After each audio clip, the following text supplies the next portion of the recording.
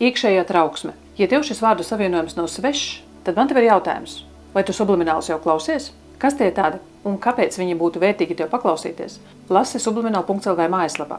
Vai skaties izskaidrojušos video, kas ļoti detalizēti un ļoti skaidri un vienkāršā valodā pastāst un paskaidro, kāpēc un kā sublimināli iedarbojas uz cilvēka zemapziņu. Jo iekšējā trauksme dzīvo kur? Iekšējā trauksme dzīvo cilvēka zemapziņā. Laiks skrien vēja spārniem, un kārtējais subliminālu papildinājums jau ir klāt. Turpināt savu pašizaugsmes un pašizglītošanās ceļu, esmu nonākusi pie ļoti daudz jaunām un vērtīgām atziņām, ar kurām es arī dalos, veidojot subliminālus. Un šoreiz ir sublimināli tēva pieņemšanai sevi un mātes pieņemšanai sevi. Nav runa par to, kādas jums ir savstarpējās attiecības dzīvē. Nav runa par to, vai tēvs vai māte ir dzīvi vai miruši. Runa ir par to, kā jūs pieņemat šos te divus ārkārtīgi vērtīgos un svarīgos cilvēkus sevi pašā iekšienē.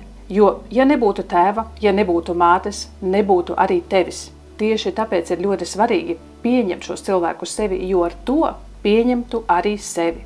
Priecāšos tevi sveikt subliminal.lv mājaslapā.